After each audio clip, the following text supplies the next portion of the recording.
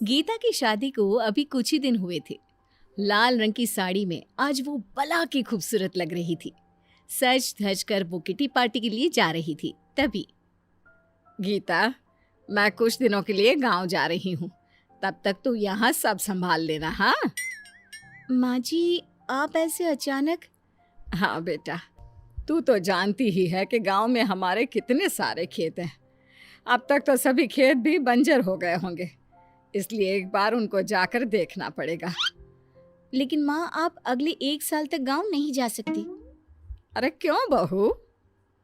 आपके ग्रह अगले 1 साल तक के लिए अच्छे नहीं है माँ जी। ऐसे में अगर आप ट्रेवल करती हैं तो कोई दुर्घटना भी हो सकती है। तू तो ऐसे बोल रही है जैसे तुझे सबका भविष्य दिखाई देता है। हाँ मम्मी जी, मैं भविष्य देख सकती हूँ, इसीलिए बोल रही हूँ। आप आज कहीं मत जाइए, वरना आपके सर पर कोई भारी मुसीबत आ सकती है। क्या बहू, सुबह सुबह तुझे मैं ही दिखी पागल बनाने के लिए? चल जा, अब अपना काम कर, मैं जा रही हूँ, मुझे देर हो रही है। इतना कहकर हेमलता वहाँ से चली जाती है। हेमलता के जाने के बाद गीता भी अपने दोस्तों के संग किट्टी पार्टी में चली जाती है। शाम के समय जब गीता घर आती है तो देखती है कि उसकी सास वहाँ जख्मी हालत में बैठी हैं। मम्मी जी, आपको ये चोट कैसे आई? आप ठीक तो है ना? बहू, तूने सही कहा था, मेरे ग्रह सचमुच खराब चल रहे हैं। देखना, रास्ते में चलते चलते ही एक बाइक वाले ने मुझे ठोकर मार दी। वो तो भला हो भगवान का जो मेरी जान बच गई। मैंने तो आपको पहले ही बोला था मम्मी जी, लेकिन आपने मेरी एक ना सुनी। क्या तुझे सच में सबका भविष्य दिखाई देता है बहू? सभी का नहीं, सिर्फ अपने आसपास के लोगों का। अगर ऐसी बात है तो बताना बहू, मैं आगे और कितना जी सकती हूँ। ओहो मम्मी जी, मुझे सिर्फ भविष्य में होने वाली बुरी चीजें ही दिखाई देती है। मतलब? तो कहना क्या चाहती है? मेरी मौत तेरे लिए बुरी खबर नहीं है? मेरे कहने का वो मतलब नहीं था मम्मी जी। मैं तो बस ये कहना चाह रही थी कि मुझे सिर्फ वही दिखता है जो अगले कुछ ही घंटों में घटित होने वाला है। अभी तो मैं बस आपको इतना ही बता सकती हूँ कि आपकी मौत इन कुछ घंटों में तो नहीं होगी, आगे का पता नहीं। अरे क्यों डरा रही हो बहू? जब से तेरी वो बात सच हुई है तब से मुझे अपने कमरे से भी बाहर निकलने में डर लगने लगा है। अब अगले 1 साल तक मैं कहीं नहीं जाऊंगी। बाहर का सारा काम तुम देख लेना। मेरे तो घुटनों में भी बहुत तेज दर्द हो रहा है, मैं अपने रूम में जाकर आराम कर लेती हूँ। अरे मम्मी जी, खतरा आपके ट्रैवल करने पर है, बाहर मार्केट तो आप जा ही सकती हैं। अरे ना बाबा ना, मुझे अपनी जान बहुत प्यारी है, मैं नहीं जाने वाली अब कहीं। इतना कहकर हेमलता अपना घुटना पकड़ते हुए वहां से चली जाती है और गीता अपनी सास की बातें सुनकर अपना सर पकड़ लेती है। अगले दिन, गीता, मुझे ऑफिस के लिए देर हो रही है, मेरा लंच बॉक्स कहाँ है? ये लीजिए आपका लंच बॉक्स। अच्छा सुनो गीता, आज शाम को मेरे बॉस के घर एक पार्टी है, तुम्हें भी मेरे साथ चलना होगा, शाम को तैयार रहना। इतने में वहां हेमलता भी आ जाती है। मोहन, मैं भी तेरे साथ चलूंगी, घर में बैठे बैठे बोर हो गई हूँ।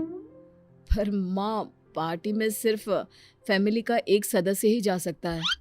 अरे तो मुझे लेकर चलना, मैं भी तो तेरी माँ हूँ, पहले भी तो कितनी बार मैं तेरे साथ गई हूँ। पहले की बात कुछ और थी माँ, और वैसे भी गीता बुरा मान जाएगी अगर मैं उसके बदले आपको साथ ले गया तो।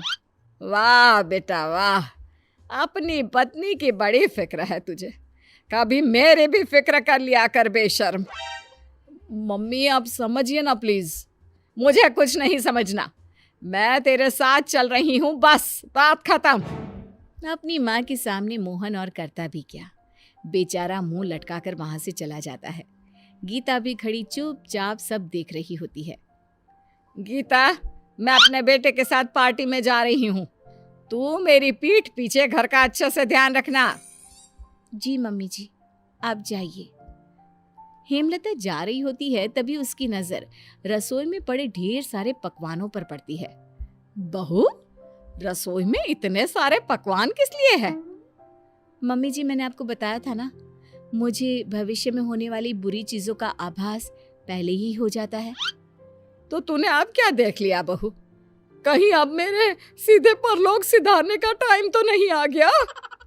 अरे नहीं नहीं मम्मी जी, वो भी भला कोई बुरी खबर है? उसमें पकवान क्या, जश्न मनाया जाएगा। क्या कहा तूने बहू? जरा फिर से बोलना तो।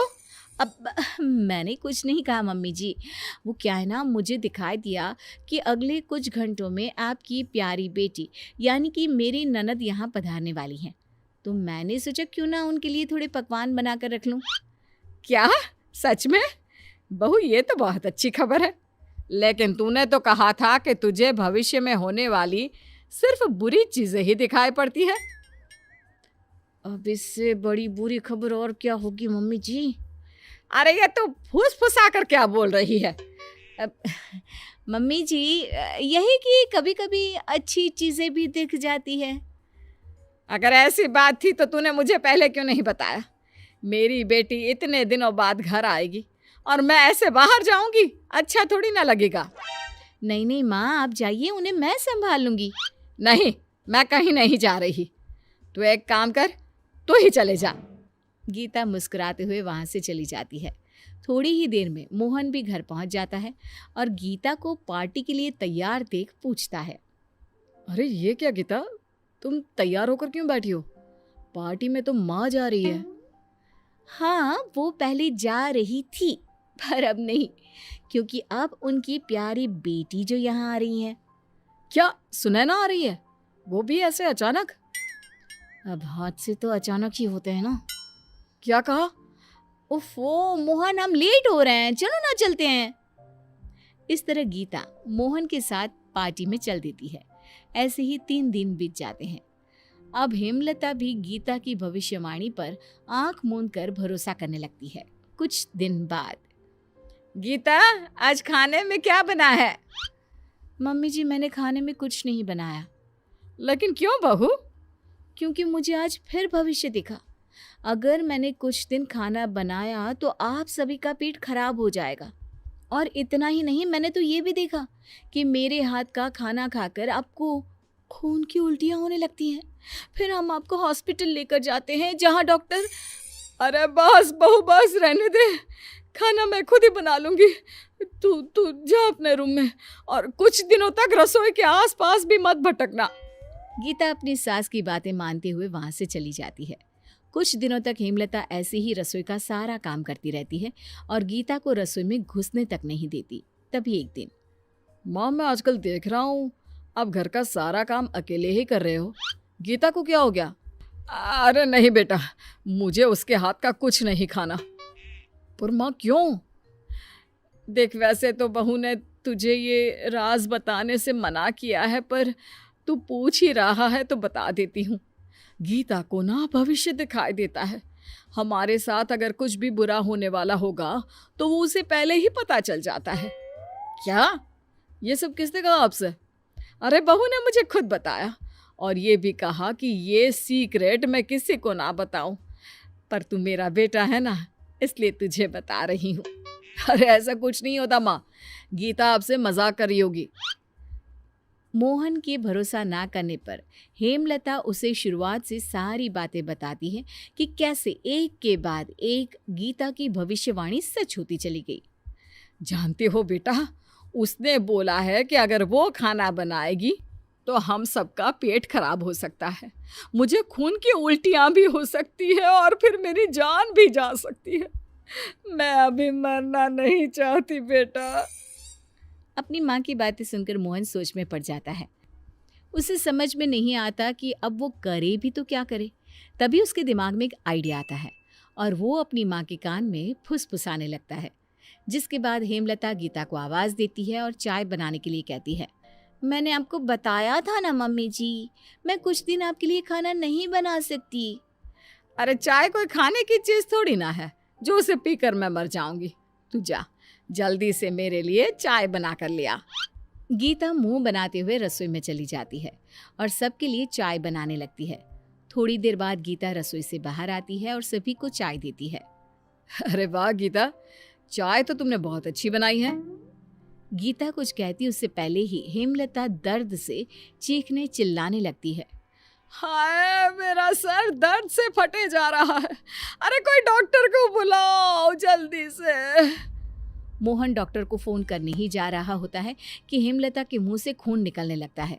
गीता ये सब देखकर बेहद डर जाती है और भागकर अपनी सास के पास आकर बोलती है, आपको क्या हुआ मम्मी जी? तो सही कह रही थी बहू, पर मैंने तेरी एक ना सुनी। अब शायद मेरे जाने का समय आ गया है। नहीं नहीं मम्मी जी, कुछ नहीं होगा आपको।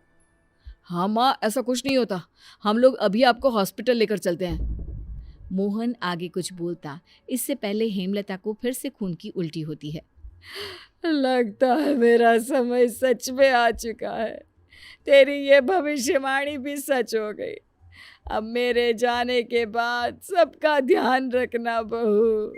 नहीं माँ जी, कुछ नहीं होगा आपको। मैं कोई भविष्यवाणी नहीं करती। मैंने काम से बचने के लिए आपसे झूठ बोला था। ये सब क्या चल रहा है गीता? ये सब मैं आपको बाद में समझाती हूँ। हाँ, आप प्लीज़ पहले मम्मी जी को हॉस्पिटल लेकर चलिए। मैं भले ही मजाक में कुछ भी बोलूँ, पर प्यार बहुत करती हूँ अपनी सासू माँ से। अपनी बहू की आंखों में अपने लिए प्यार और आंसू देखकर हेमलता का दिल पिघल जाता है।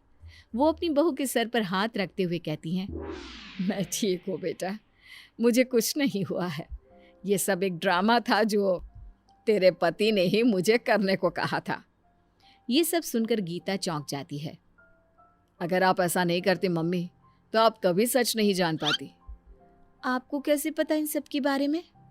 मुझे माँ ने सब बता दिया था, और माँ के बताते ही मैं समझ गया था कि दाल में कुछ काला है।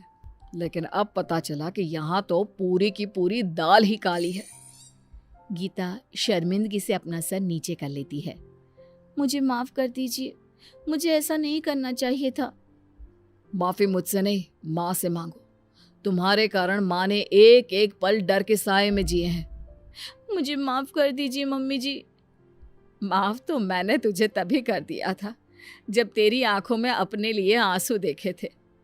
पर एक बात बता बहू, अगर तुझे भविष्य दिखाई देता ही नहीं, फिर तेरी भविष्यवाणियां सच कैसे होती चली गई?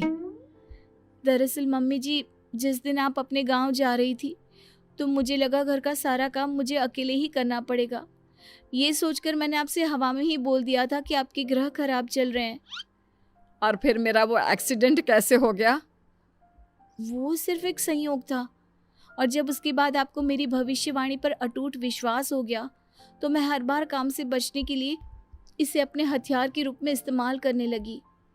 और वो सुनैना का अचानक आना कैसे हुआ? वो तो मैंने ही दीदी को फ़ोन करके रहने आने को बोला था। इसका मतलब तूने मुझे इतने दिनों से पागल बनाया?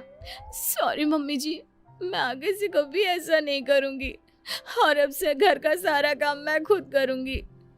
चल ठीक है बहू, अब अपने आंसू पोंछ और बढ़िया सी एक चाय बना कर ले आ। पूरे महीने की कसर पूरी करनी है। इतना कहते ही सब जोरों से हंसने लगते हैं।